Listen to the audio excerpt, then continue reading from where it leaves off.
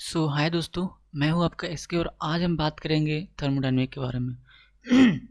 बहुत ही मज़ा आने वाला है। ठीक है, मैं अभी हर एक चीज़ को डिफाइन करके बताऊंगा कि फर्स्ट लॉ थर्मोडायनेमिक में कौन कौन वर्ड होता है, कैसे हम जैसे याद करने की जरूरत नहीं पड़ेगा। ठीक है, मतलब इतना श्योर रहिए। ठीक है, मतलब इस टाइप का मतलब कैसे पढ़ा जाता था थर्मोडायनेमिक को, इतना हार्ड है वो। थर्मोडायनेमिक को इजी है, इजी मतलब मानो तो गंगा नहीं तो पानी वाला हाल है। ठीक है, थर्मोडायनेमिक बहुत इजी है, बस थोड़ा सा आप समझने का तरीका पता कर लीजिए। तो आज हम वही बात करेंगे। ठीक है, थर्मोडायनेमिक पढ़ने में बहुत मज़ा आने वाला। Let's start. और ये वीडियो स्पेशली अभी जो कल एग्ज़ाम होने वाला बार के लेके उसके लिए है। आई होप कुछ ना कुछ आपको हेल्पफुल होगा और कुछ ना कुछ क्वेश्चन मिलेगा। अगर ना भी मिले तो आप बिल्कुल चिंतन नहीं हुए, क्योंकि एग्ज़ाम के पहले से टेंशन नहीं ले, बस फ्री माइंड से पढ़िए और डेफिनेटली मतलब वर्क करेगा। मैं इस पे थर्मोडायनेमिक पे पूरा वीडियो लाऊंगा। देखो, मैं ओपी गुप्ता को पूरा डिस्कस से डायरेक्ट उसको पेज को नहीं कर सकते ड्यू टू कॉपीराइट इशू। ठीक है, तो मेरे को वहाँ से अलग अलग करके डालना पड़ता है। तो इसलिए मैं धीरे धीरे कोशिश करूँगा, जो जो इम्पोर्टेंट टॉपिक है मैं उसको पूरा कवर करूँगा। आप चिंता मत कीजिए। ठीक है, लेकिन आप ये पढ़ने से पहले मेरा कोशिश ये रहेगा कि आप जितना भी टॉपिक है उसको मैं डिस्कस करूँगा, तो आप वो देखिए। मैं जब तक पूरा बताऊँ ना कि पार्टिकुलर टॉपिक को, तो आपको ये मज़ा नहीं आने वाला है। ठीक है, तो अभी मैं कोशिश करूँगा कि यहाँ पर थोड़ा सा एक ब्रीफ आइडिया दे दूँ। स्टार्ट करते हैं।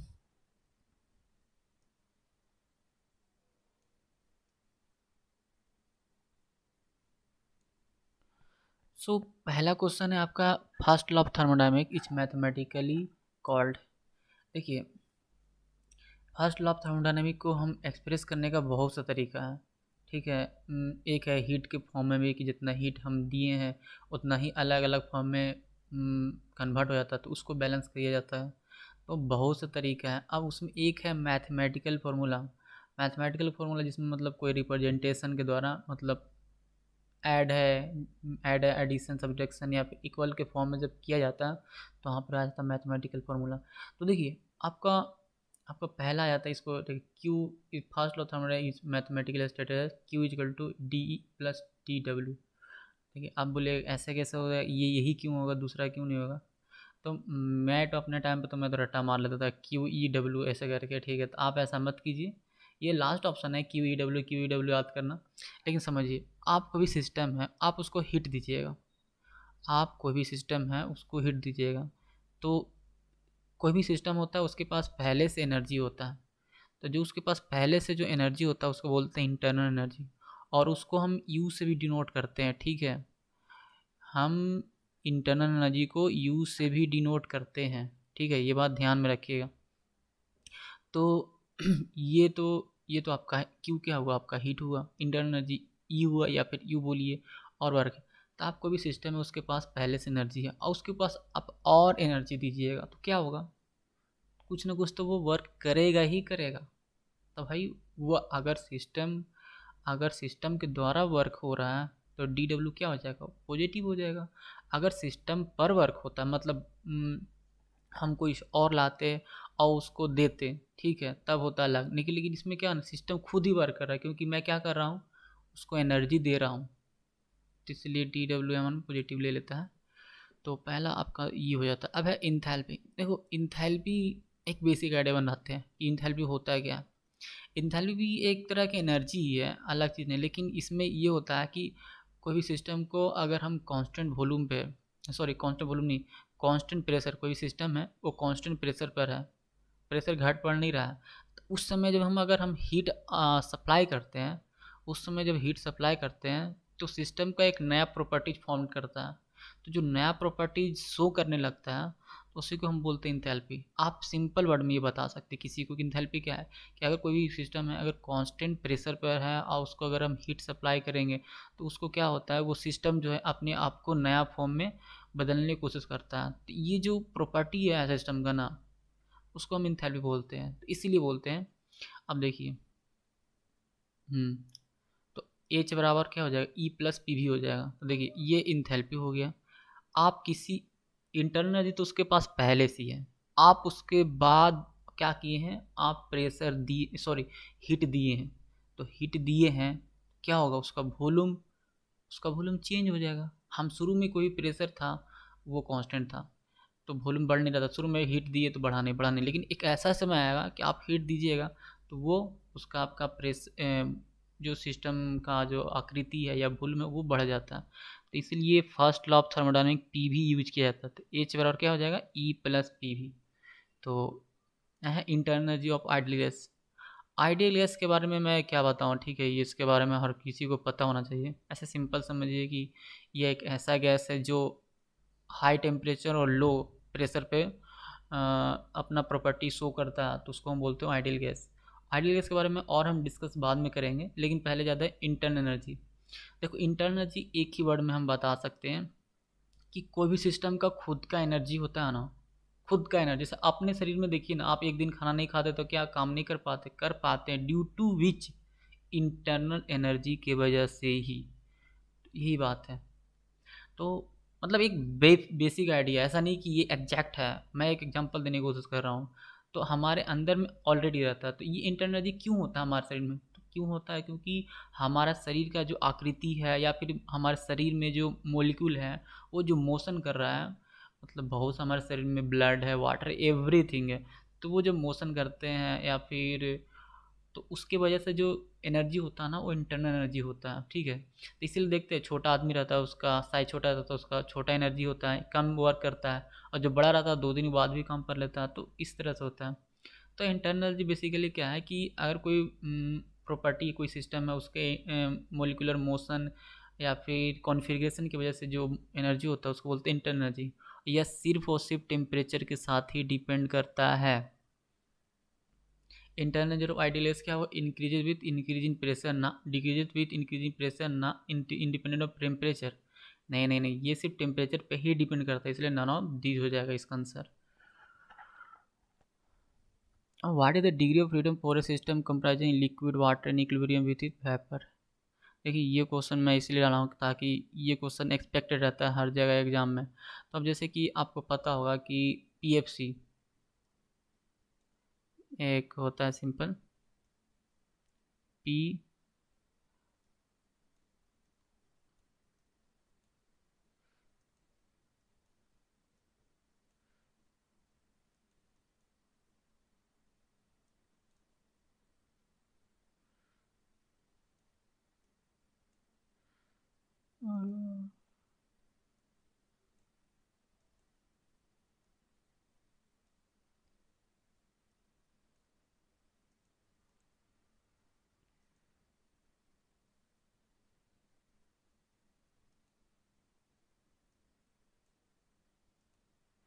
तो P बराबर होता है, सॉरी P बराबर नहीं, F equal to,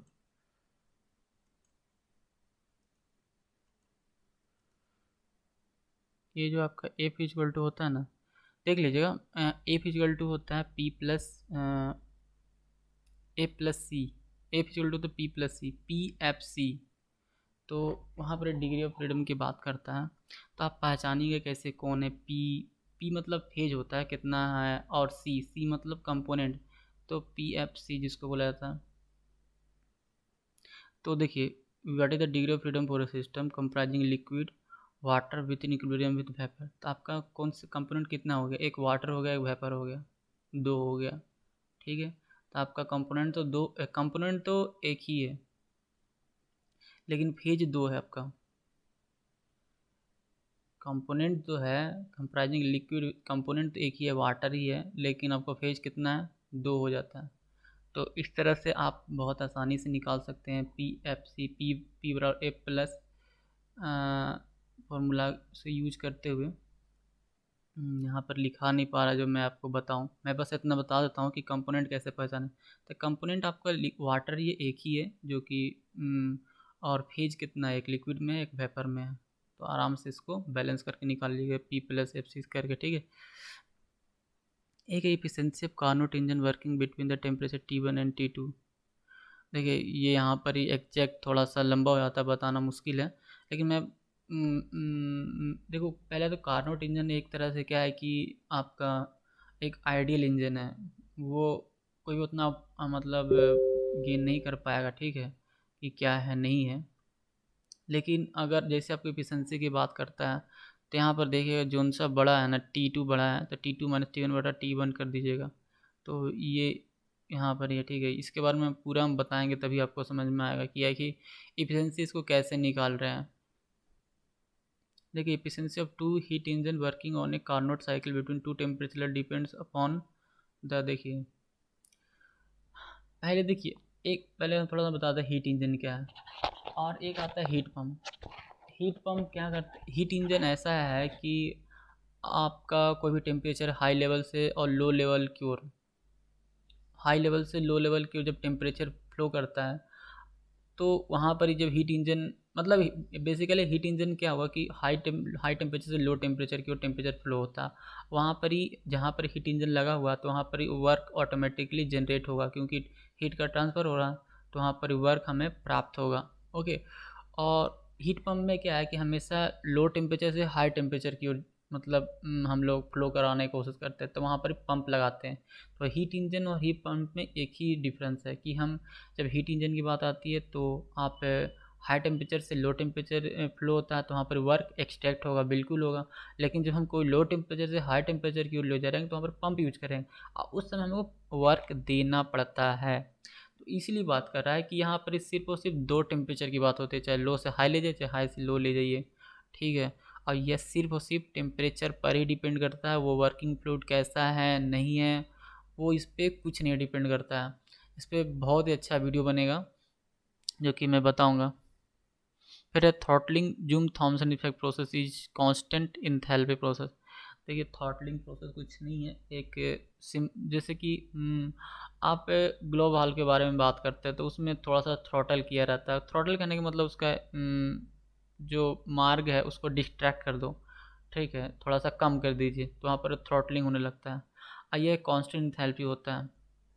constant enthalpy process करने का मतलब समझ रहे हैं कि वहाँ पर ही जो इंथैल्पी, कांस्टेंट इंथैल्पी के बारे में बताए थे कि हम क्या, अगर जब कांस्टेंट प्रेशर पे अगर हम हीट सप्लाई करेंगे, कांस्टेंट प्रेशर पे जब हीट सप्लाई करेंगे तो सिस्टम जो है एक नया अपना सिस्टम चेंज करने की कोशिश करता है, तो होता है इंथैल्पी प्रोसेस। ऐसे जूल थॉमसन इफेक्ट थोड़ा सा अलग है।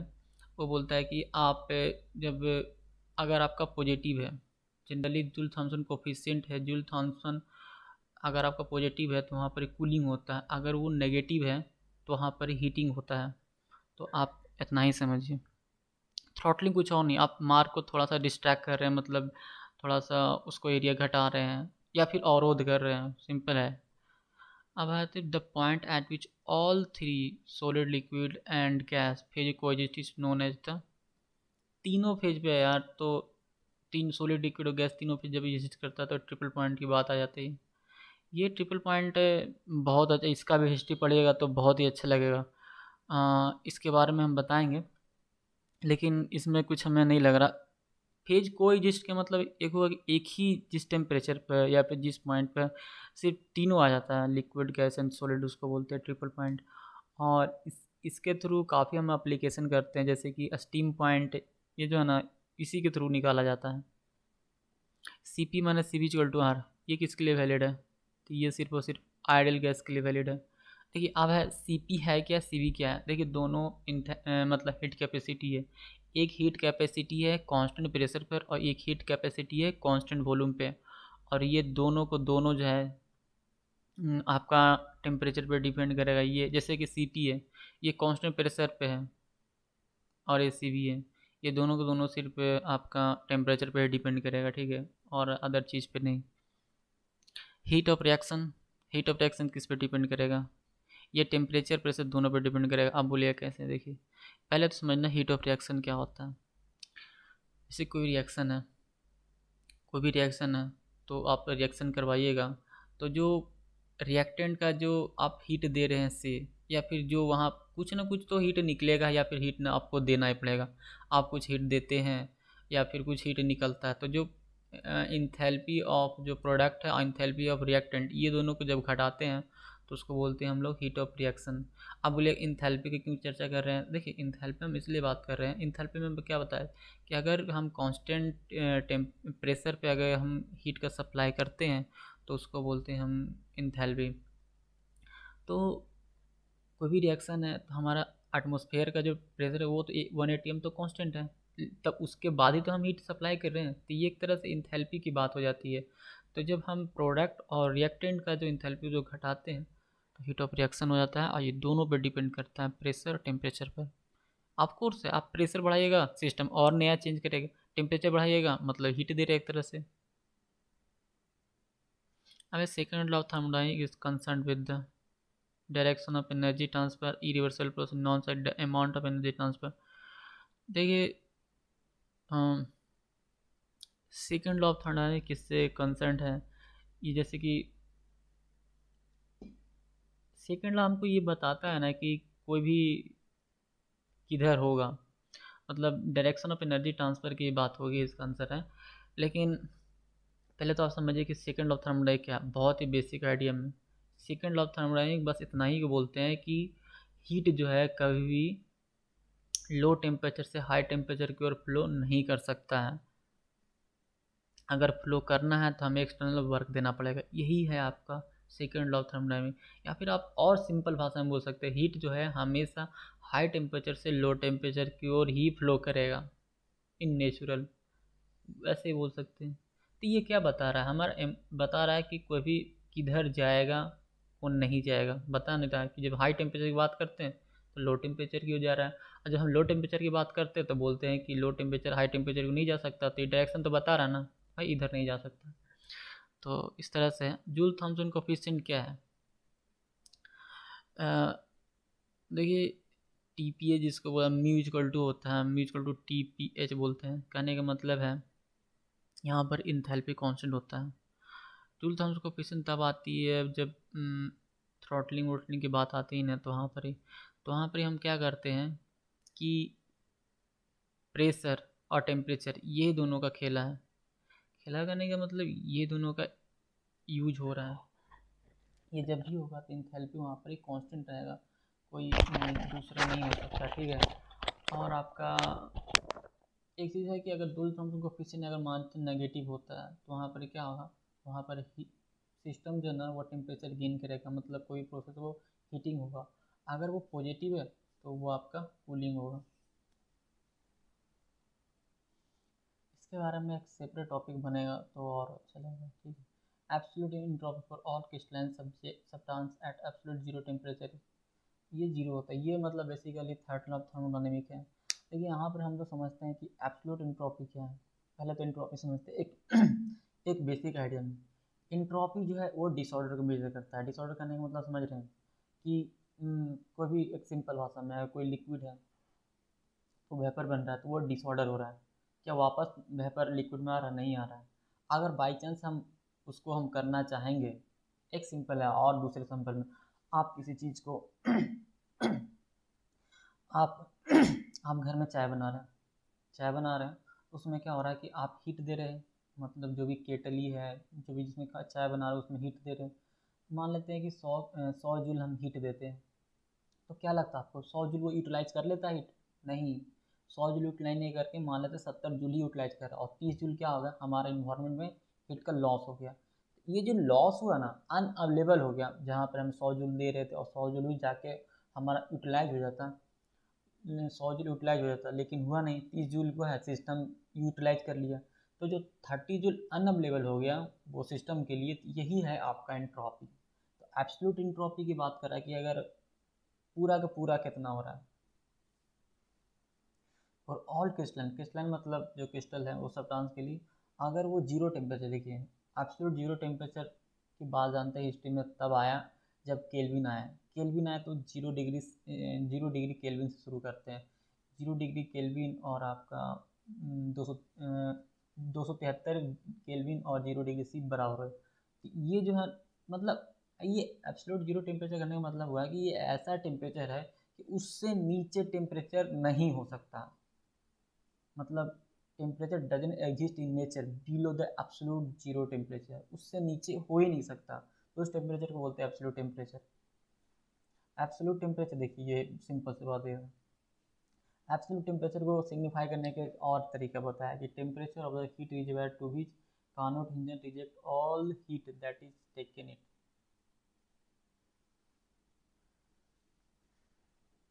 Carnot engine reject all heat that is taken in minimum temperature obtainable, the temperature of heat hazard to which Carnot engine reject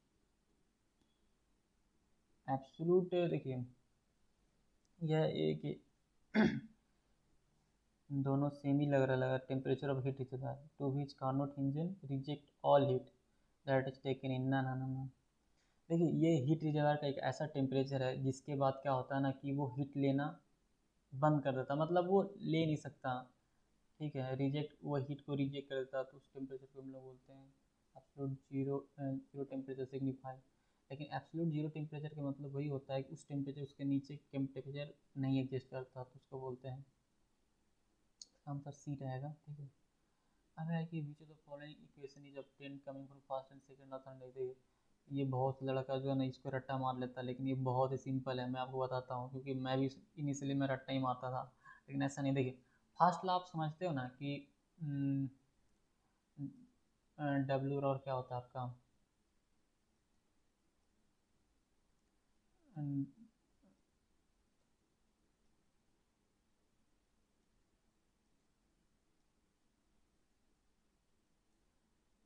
W equal to आप करते हैं ना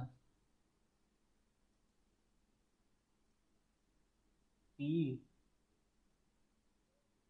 एंड डी और भी, तो डब्ल्यू इजकल टू आप जो पी डी भी करते हैं, ये तो फर्स्ट लॉ हो गया कि अब कोई सिस्टम है, अगर आप उसको वर्क कीजिएगा तो उसका वॉल्यूम क्या हो जाएगा, बढ़ेगा। तो यही फर्स्ट लॉ है कि मैं शुरू में बात किया था ना, first law Q E W, अगर आप किसी भी सिस्टम में अगर उसमें अगर हीट देते हैं तो क्या हो, उसका वॉल्यूम बढ़ेगा, आकृति चेंज होगा, प्रेशर तो उतने रहेगा।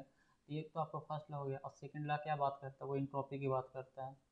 अब देख लीजिए कौन सा होगा, सीवीडीटी पीडीवी, सीवीडीटी पीडीवी, नहीं नहीं नहीं नहीं नहीं, तो आपका ये हो जाएगा कि आप D is equal to D option होना चाहिए। हम्म,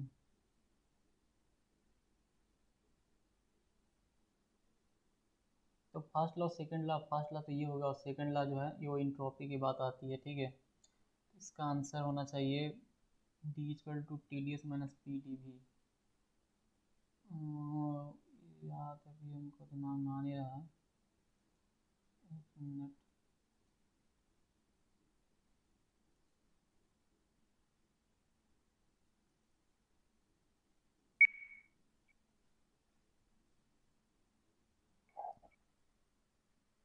हाँ तो इसका आपका आंसर जो वो पहला होगा, ठीक है, कि ये तो आपका देखिए ये आपका सेकंड लॉ है, ठीक है, और ये आपका फर्स्ट लॉ है, तो आपको सेकंड लॉ में से फर्स्ट लॉ घटा देना है, तो ये दोनों का जो कॉम्बिनेशन हुआ वो आपका फर्स्ट और सेकंड लॉ।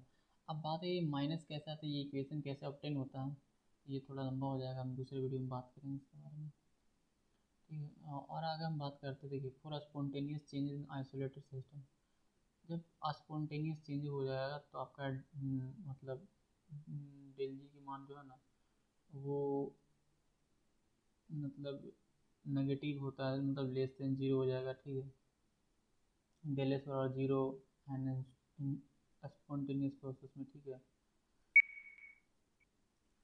तो देखिए स्पॉन्टेनियस कहने का मतलब क्या हुआ, स्पॉन्टेनियस का मतलब होता है वो ऐसा चेंज जो खुद ब खुद होता है, यानी स्वतः जो चेंज होता है ना, तो उसको बोलते हैं हम लोग स्पॉन्टेनियस। तो आइसोलेटेड सिस्टम का मतलब ये हुआ कि मतलब आइसोलेटेड करने का मतलब है कि ना तो उसमें हम हीट और ना तो कोई ना तो मास और ना तो एनर्जी का हम ट्रांसफ़र कर सकते हैं, मतलब उसके सिस्टम में और बाहर से बाउंड्री से, तो उस स्थिति में आपका डेल जो इंट्रॉपी है वो ग्रेटर देन जीरो हो जाता है, ठीक है। तो इंट्रॉपी हम अभी बात कर रहे थे कि इंट्रॉपी क्या होता है।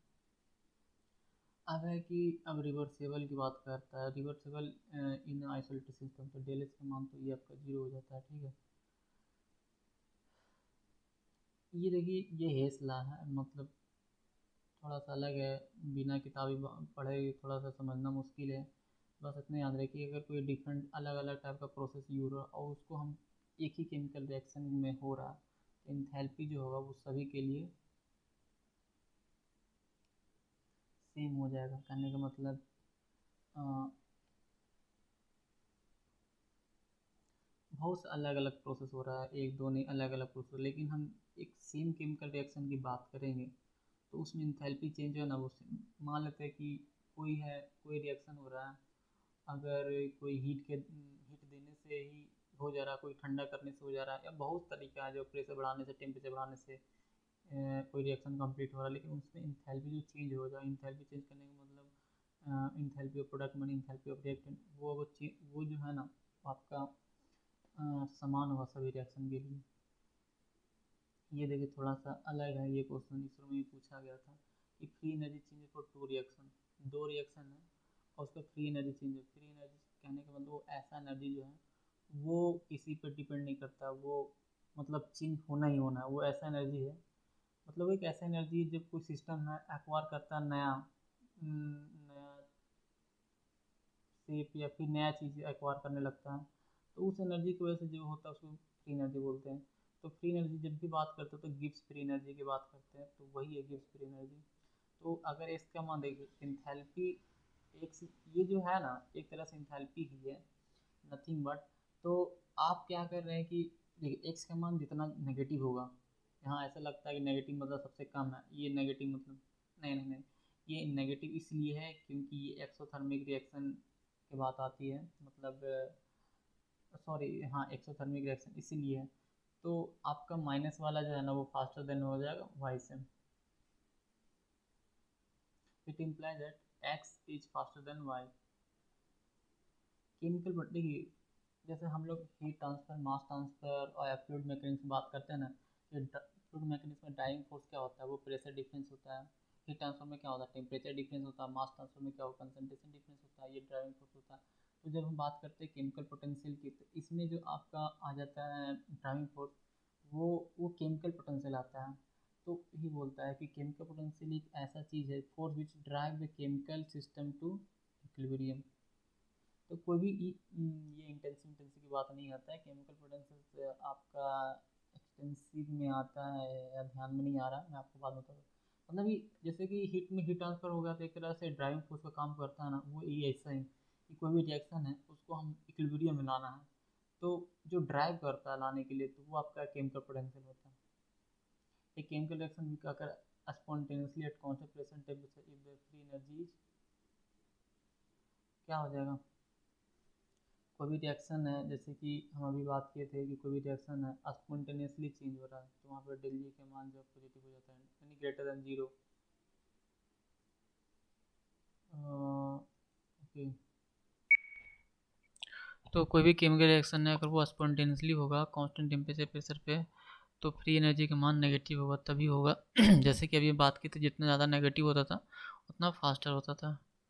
ठीक है, आगे देखते हैं कोफिशिएंट परफॉर्मेंस। देखिए दो चीज़ है, coefficient of performance and efficiency, मतलब दोनों सेम ही है लेकिन थोड़ा सा अंतर पड़ता है। ठीक है, यहाँ पर थोड़ा डिफ्रेंशिएट करना थोड़ा मुश्किल है, तो बस कोफिशिएंट ऑफ परफॉर्मेंस या फिर इफिशिएंसी अगर जनरल भाषा में बात करें तो दोनों सेम ही है, कोई अलग चीज़ नहीं है।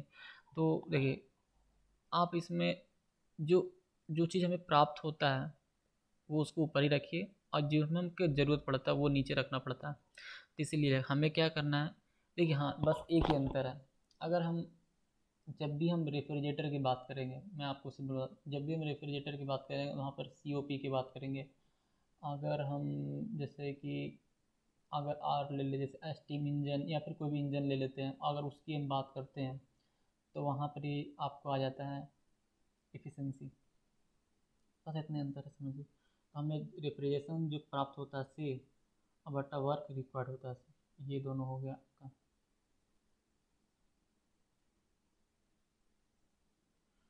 फिर है equilibrium constant decrease as a temperature. देखिए इनके जब और एक्सोथर्म आप टेम्परेचर घटा रहे हैं, पहले तो समझना होगा एक्सोथर्मी, एक्सोथर्मी का मतलब समझ रहे ना कि जो जिसमें ऐसा रिएक्शन हो रहा है जिसमें आप हीट जनरेट हो रहा है तो उसमें आप टेम्परेचर देते हैं तो वो जो है ना घटने लगता है इक्विलिब्रियम कांस्टेंट। तो equilibrium constant decrease as the temperature increase for exothermic reaction, ये हो जाएगा। Extensive property of thermodynamic system depends on, वो किस पे मास पे डिपेंड करता है। एक्सटेंसिव नाम से लग रहा है यार कि एक्सटेंसिव कुछ बड़ा भारी भरकम है, ठीक है, हम बात कर पाएंगे अभी, लेकिन थोड़ा सा दिक्कत है। जैसे कि हम फ्लूइड में, जो मैंने बताया था, थोड़ा सा इजी आ रहा होगा समझने में। ये जो ना बहुत इंपॉर्टेंट है। आप इसके बारे में हम बात करते हैं, लीच एटेरियल प्रिंसिपल बहुत ज़्यादा। जैसे अमोनिया का जब फॉर्मेशन होता है ना, वो लीच एटेरियल प्रिंसिपल ही वर्क करता है, वहाँ पर कोई दूसरा नहीं वर्क करता है। शायद अगर ये नहीं होता तो शायद बनाना भी मुश्किल होता था। कोई लिखता है मैंने system is in equilibrium is subjected. कोई भी सिस्टम में इक्विलिब्रियम, इक्विलिब्रियम करने का मतलब rate of forward and rate of backward direction वो बराबर है। तो उस पर अगर प्रेशर कंसंट्रेशन या फिर जो है ना उस पर अगर अप्लाई करते हैं तो क्या होता है, तो वो अगर आप एक साइड में अगर प्रेशर अप्लाई कीजिएगा या टेम्परेचर अप्लाई कीजिएगा तो वो क्या करेगा, दूसरे साइड कम हो जाएगा और फिर बैलेंस हो जाएगा। अगर दूसरे साइड बढ़ाते हैं तो रिएक्शन टाइम में घट जाएगा। तो वही बोलते हैं, वो हमेशा जो है इक्विलिब्रियम में रहना चाहता है। तो लिखा प्रेशर और concentration of the equilibrium is displace in a direction which tends to undo the effect of change. Undo मतलब खत्म करना, जो जो चेंज किए हैं आप टेम्परेचर प्रेशर, उसको इफेक्ट को खत्म करना चाहता है। तो इसको हम बोलते हैं लीच एटेरियल प्रिंसिपल। आता था कॉप्स रूल। कॉप्स रूल क्या है? कॉप्स रूल जो है हीट कैपेसिटी को मेजर करने के लिए यूज किया जाता है। किसके लिए? सॉलिड कंपोनेंट के लिए। जो सॉलिड होता है उसके कंपोनेंट के लिए कॉप्स रूल यूज करते हैं। फिर लॉ ऑफ करस्पॉन्डिंग स्टेट क्या है? देखिए इसमें रिड्यूस टेम्परेचर और रिड्यूस प्रेशर का यूज करते हैं। ये बोलता है कि एक सेम टेम्परेचर पे reduce temperature same corresponding state थोड़ा सा अलग है। ये generally reduce temperature reduce pressure की बात करता है कि एक सर्टेन कंडीशन है जहाँ पर ही सबका समान हो जाता है। ठीक है, तो थोड़ा सा और इसके बारे में ब्रीफ से बात करेंगे। और ये आर्हेनियस हाइपोथेसिस, ये हाइपोथेसिस करने के से लग रहा है कि बहुत भारी भरकम चीज़ें, नहीं नहीं नहीं, ये हाइपोथेसिस का मतलब एक तरह से उसका अपना थेसिस है, ऐसा माना हुआ।